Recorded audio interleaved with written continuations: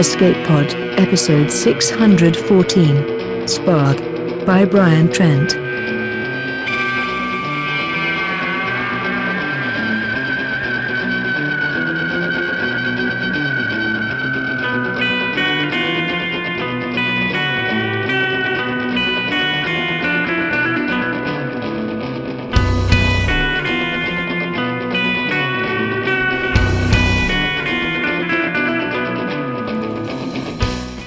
Hello, and welcome to Escape Pod, your weekly science fiction podcast.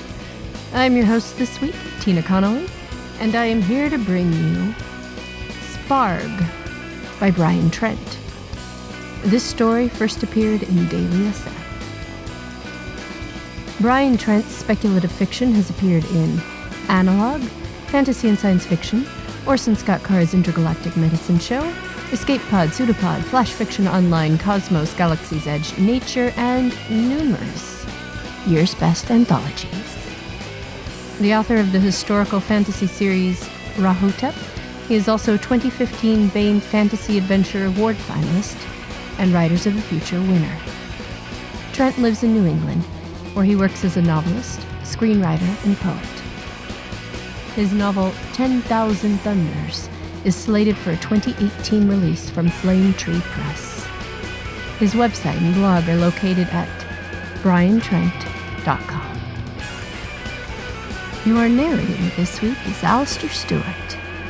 When Alistair Stewart is not hosting Pseudopod or running Escape Artists Inc., he's professionally enthusiastic about genre fiction on the internet at places like Tor.com, Barnes & Noble, The Guardian, Uncanny Magazine, Sci-Fi Now, and My-M-Buzz. He's an Emmy-nominated tabletop RPG writer for his work on Doctor Who, Adventures in Time and Space. His other RPG writing includes Star Trek, The Laundry Files, Primeval, Victoriana, All Flesh Must Be Eaten, NEW, and Chill, meaning he's got a playbook for any variety of invasion you can name. Alistair's first collection of expanded podcast essays, Pseudopod Tapes, is available from Fox Spirit Books, with Volume 2, Approach with Caution, out in early 2018. His short stories can be found in the Fox Pockets anthology series from Fox Spirit, among other places. He lives in the UK with the love of his life and their ever-expanding herd of microphones. Follow him on Twitter at Alistair Stewart, or at his blog, The Man of Words. So get ready to make the pancakes, because it's story time. Sparg by Brian Trent. Sparg had difficulty making pancakes, but he was trying.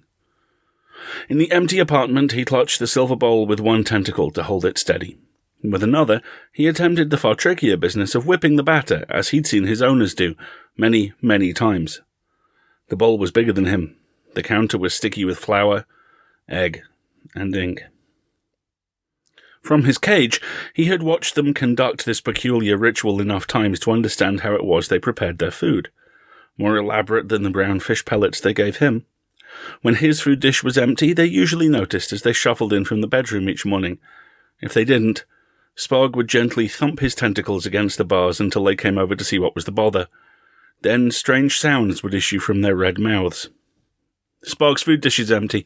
Can you get the bag?" And Sparg would thump his tentacles merrily, knowing that food was coming and that his owners would likely pet him when they refilled his dish, and he liked that. Sometimes he gently wrapped his tentacles around their hands as they did, and he would squeeze his eyes shut and enjoy their warmth and smell and reassuring touch. The pancake batter reeked.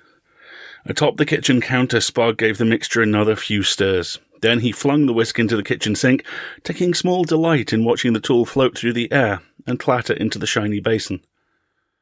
His owners never had trouble moving the pancake batter from the counter to the stove. That was because they were tall, magnificent beings striding from room to room on graceful legs. Sparg gripped the bowl with 3 tentacles and held it aloft as he crawled down the counter, leaving little sucker prints in the dust.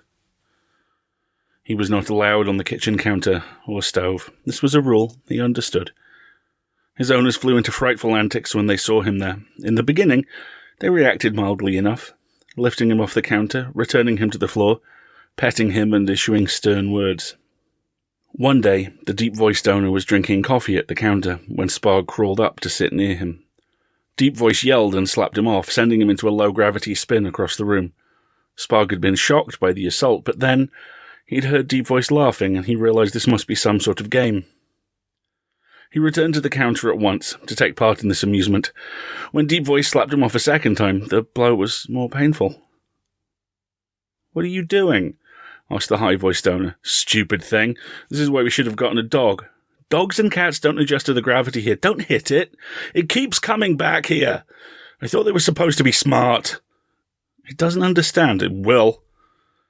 High Voice intercepted Sparg as he was limping towards the counter a third time, and she put him in Little Voice's bedroom. The pain set in when he was alone. Sparg didn't like being alone. He resolved to never go to the counter again. He reached the floor successfully, the pancake batter wobbling in his desperate grip. The floor glistened from past spills, but Sparg scuttled to the stove and began the challenging ascent. The batter sloshed around in the silver bowl as he pulled himself up, one careful inch at a time. At last, he flopped onto the stovetop, fumbled amid pots and pans, dials and spatulas, and then he paused, trying to remember the rest of morning ritual. Owners awoke and refilled his food dish. Owners went to the kitchen and made breakfast, usually pancakes. Owners... Aha! Sparg pulled himself up the stove, crawled across its reflective surface, and stared up at the overhanging cabinets. It was time to make Little Voice's school lunch. Each morning, the smallest member of the human trio would receive a brown paper bag filled with fruit, crackers, a juice box, and sandwich. Sparg tapped the stovetop anxiously, considering the problem's magnitude. Crackers were still plentiful in the apartment, and there were several juice boxes in the fridge. He had no trouble constructing a sandwich, and rather enjoyed prying the peanut butter can open, wielding a butter knife to spread its creamy contents onto 2 slices of bread, then wrapping the sandwich carefully to lower like a gift into the paper bag. The problem was the fruit. It didn't look like fruit anymore. Sparg didn't know what had happened. The bananas and apples and pears had changed into a putrid brown jelly, fuzzy and grey with moss. They smelled terrible too. More carefully than he had handled the eggs, Sparg eased a sagging, lopsided pear from the bowl and, hardly daring to breathe, he gingerly set it into the bottom of the paper bag. Then, breathing again, he scuttled down the stove, with the bag in tow to deposit by the apartment door. He hesitated there, thumping all his suckered limbs, trying to think. "Come on, everyone! Breakfast! Breakfast!" Sparg hopped up and down, recalling the clink and clatter of plates. He moved steadily along the floor, grabbed a smooth table leg, and ascended onto the kitchen table. The plates, glasses, and silverware were exactly as he had set them weeks ago. Still, Sparg squinted carefully at each place setting. Sometimes things became askew as he went about his day. He might nudge a glass out of place by accident, disrupt the careful symmetry that was obviously a big part of the very important morning arrangements. Satisfied, he threw himself to the floor, drifting in the low gravity, and remembering old amusements. He went to the wall screen. This, too, was part of the ritual. Deep Voice was typically the first one to awaken each morning, and after coffee, Coffee! Filter, water, coffee pot and mug. Sparg worked feverishly, swelling with pride that he had figured out the strange contraption. It had never been visible from his cage, and all he knew of its presence was the unpleasant hissing, popping, and trickling noises it exuded. Once the coffee was bubbling with those familiar sounds, Sparg leapt back into the low gravity and pressed the wall screen to life. Second squadrons attempted to break the blockade. The North American continent has firing of the defense satellite. In retaliation to the will seek peaceful resolution if... The screen warbled and froze. Sparg felt small as he sat on the rug before the wall of pixelating images. He didn't understand the bright wheeling colours and disembodied heads, but he cast a hopeful glance towards the front door. And then he saw the football. His colour flushed to a dark cobalt. Sparg didn't like the football. He used to fight with it, wrapping his tentacles over its toughened skin, trying to crush it. When that failed, he industriously worked to pry it apart at the laces. He wasn't sure how the animosity had begun. It might have been that it reminded him of himself in a curious way, both the same size and similar colour. Or perhaps it was the way Deep Voice would cradle and hold it as he watched the wall screen. When Sparg was alone, he would often stare at the football through his cage bars and seethe. He stalked the football now. It was nestled against the couch, unaware of him. Sparg flattened his body into a pancake of his own, approaching in an oblique line of predatory flanking. Then he stopped. Something was wrong. The air smelled of smoke. In truth, something had been wrong for a long time. Sparg had known it the moment his 3 owners rushed into the kitchen one morning, bags in their arms. "The last of the shuttles take off in 2 hours. Now hurry!" "Daddy, why are we leaving?" "I told you, everyone's leaving. We have to get to the shuttle port while it still has transports." Deep Voice sounded worried. That never happened. And it made Sparg worry. Something was very, very wrong. "But my toys! Leave the goddamn toys! We're only allowed 2 carry-ons. I'll buy you more toys on Earth." "What about Sparg?" A pause. Sparg understood the sound of his name. He thumbed his cage bars anxiously. Deep Voice approached the cage. He peered at Sparg for perhaps half a minute. Then he unlatched the lock. "He'll have to fend for himself. Let's go." "We can't leave him!" "No pets. We leave now." "But he'll die without us." "God damn it, it's just a stupid animal!" A hesitation. "Leave the bag of food open." "Will we be coming back, Daddy?" Another pause, longer. Graver than the last. "Yes. It's only a war. All wars end. We'll be back, and then you can be with Sparg again." And then they were rushing towards the apartment door. Sparg fled his cage and scampered after their heels, but they quickly passed through the doorway into the mysterious corridor beyond, and then the door had slammed in his face. And hadn't opened since. Something was wrong.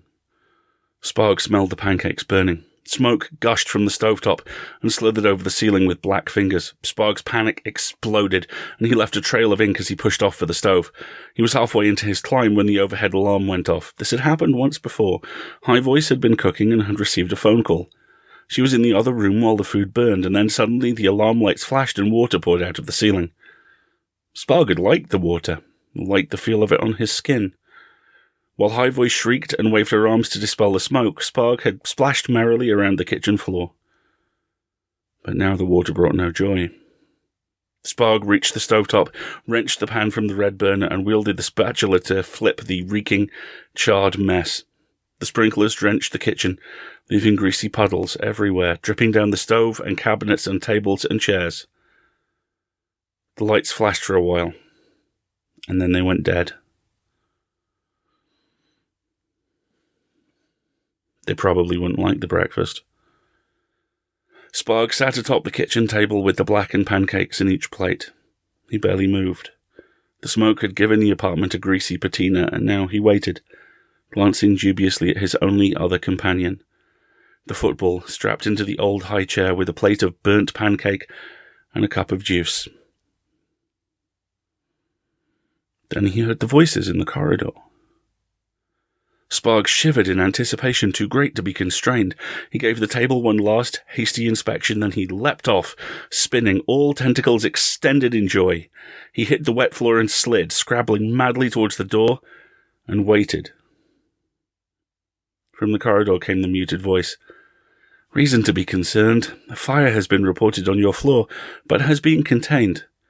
Please do not panic. Fire safety personnel have been notified and are en route. There is no reason to be concerned.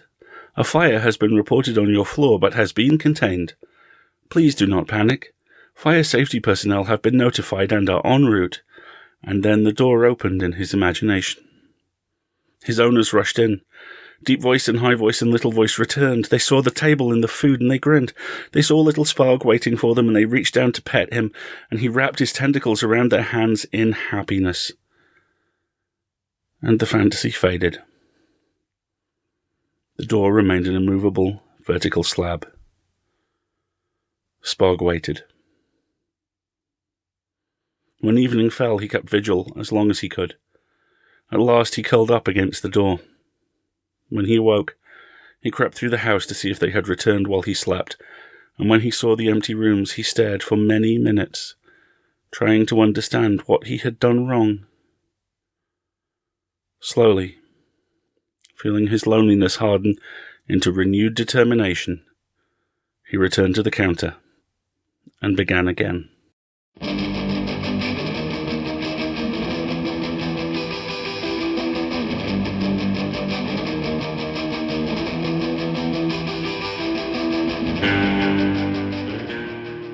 About this story, Brian says that the seeds of inspiration for Sparg began when, after spending most of his life petless, he and his girlfriend got a rabbit. He says, "Much of my fiction deals with the human condition, human society, and human perspectives. But suddenly I found myself considering what things must be like for my home's newest, non-human resident. This got me thinking of how indifferent, negligent, and even cruel human masters can be to their animal cohabitants." The ending is painful, and it is made even more so by the absolute cuteness of Sparg. You know, one of the delightful things about FNSF is the darling alien pets that authors have been coming up with over the years. I mean, look, you see small, tentacled little Sparg trying to make the pancakes and viciously attacking the football. And it's impossible not to want a tiny Sparg of your own, no matter what a mess they would make of your kitchen. The other thing I enjoyed, well, again, painfully enjoyed, was seeing Sparg try to accomplish the ritual that will bring his family home, make everything all right again. It is a familiar way to deal with grief and loss, especially a totally inexplicable one. If we can just make the pancakes in the right way, if we can just pack the school lunch, then everything will, once again, be okay. Escape Pod is a production of Escape Artists Inc. and is brought to you with a Creative Commons Attribution Non-Commercial No Derivatives license. Don't change it. Don't sell it. Please do go forth and share it. Escape Pod relies on the generous donations of listeners exactly like you. So if you enjoyed our story this week, then consider going to escapepod.org or patreon.com/EApodcasts and casting your vote for more stories that mix the flour and egg with the ink. Our opening and closing music is by Daikaiju at daikaiju.org. And our closing quotation this week is from James Herriot in All Creatures, Great and Small, who said, "If having a soul means being able to feel love and loyalty and gratitude, then animals are better off than a lot of humans." Thanks for listening, and have fun.